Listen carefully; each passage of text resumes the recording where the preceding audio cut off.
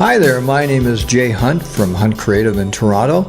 I'm the senior designer and also I'm a videographer, a photographer, a writer, and a web designer. And I also do social media. I'm going to be talking to you today about how to get yourself some business as a graphic designer. Now, the one thing they don't teach you in design school is how to market yourself. And marketing yourself is paramount if you want to actually make any money when you come out of school.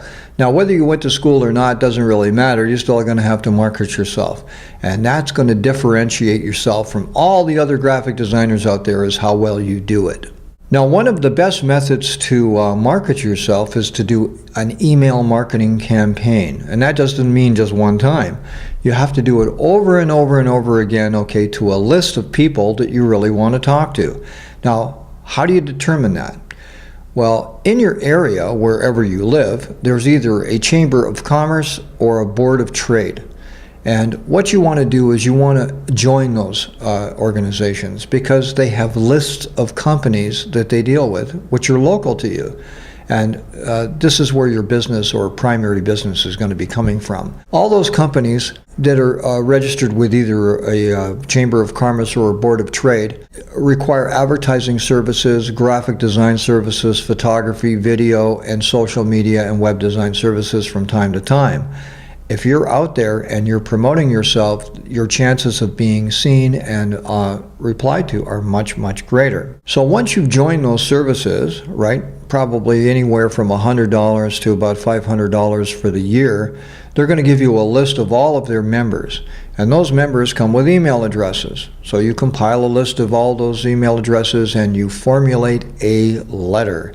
And that letter is you're going to send that out to the membership, because you're part of that membership now. You're going to be able to talk to them about what you do, how you do it, how you charge, and why they should deal with you. Now, if you're more sophisticated, or if you want to get more sophisticated, you can build a landing page.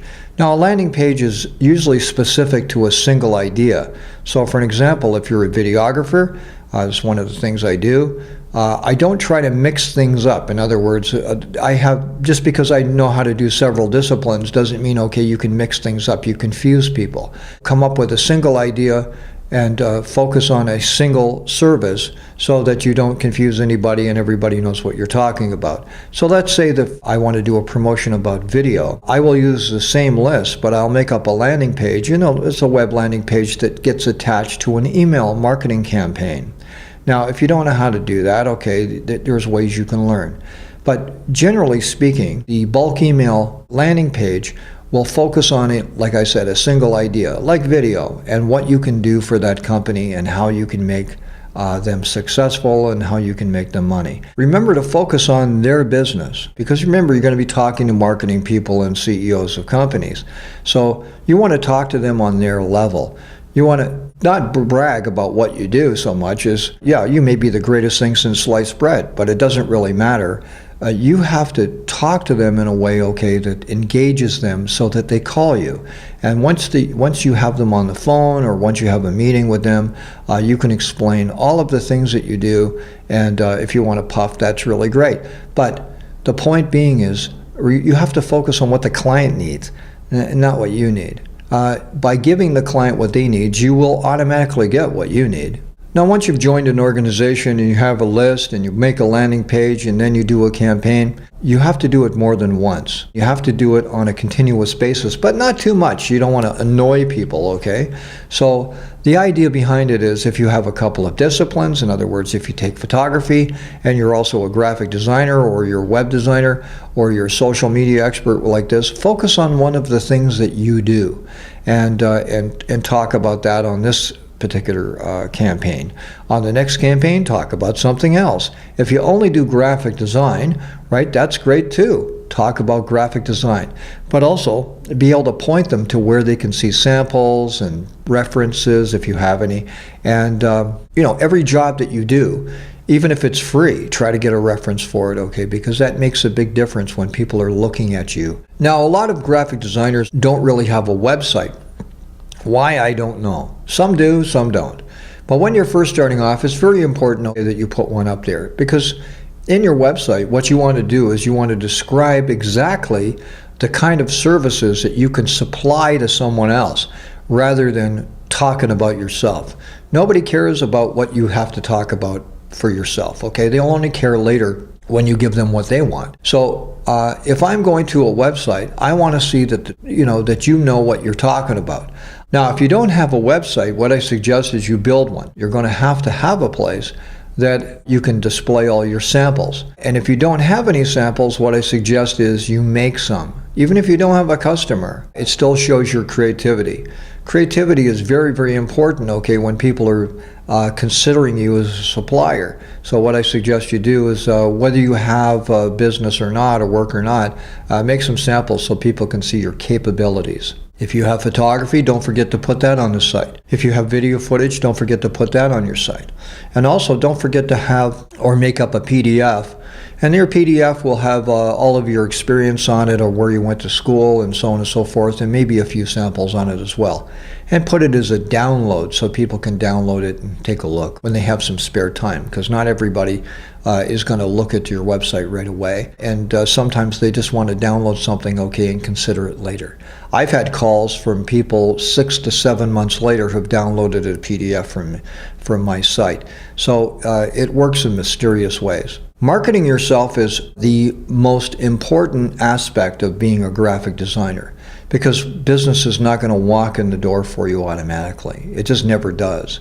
Even if you're great, like I have been doing this over 2 decades, and business does not walk in the door for me.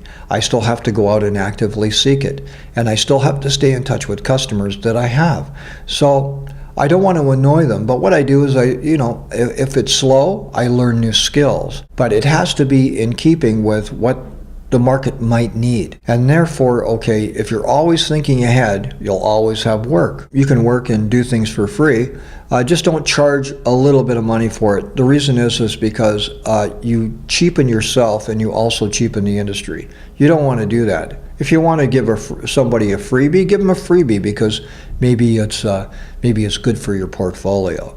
But that's up to you. I don't have to do that anymore, but nevertheless, in the beginning I did. And I found it very helpful is to get in the door of certain companies. I used to work with a company called Fuji Film. I got in on a $90 ad because they had an ad agency at the time, and they didn't really want to switch, and I wasn't capable of fulfilling that role anyway. They were much too large for me. But eventually, I ended up infiltrating 4 different divisions. Now, I've worked for some of the largest companies in the world, and I've also worked for some of the largest ad agencies in the world as a freelancer. And it's really great. The idea is, okay, you want to make yourself available to everybody, not just companies. So if you call, make a list, or you can get lists off the internet of all of the ad agencies and graphic design studios in the city or town you live in. And what you want to do is you want to talk to them too, because they might need somebody, all right? Somebody might be on holiday, one of their guys might be on holiday, and you can fill that hole. And also, if you're very good, right, they'll consider you for full time. So always take a look at your options, because companies are not the only thing you should be focused on. You should also be focused on the industry that you actually work in.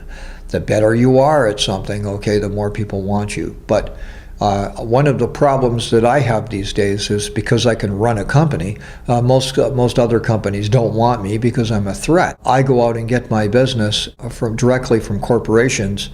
And I do work for other ad agencies and marketing companies too, but I have to work in secret. So they don't know that it's me creating whatever. So you can set these things up for yourself, and I hope this helps you. If you have any questions or specifics and you would like me to answer them for you, please leave a comment below and I'll be sure to get back to you with it. Or if you want me to tell you about something specific, let me know, and again, I will get back to you as soon as I can. Okay, thank you very much, and thanks for listening, and you have a great day.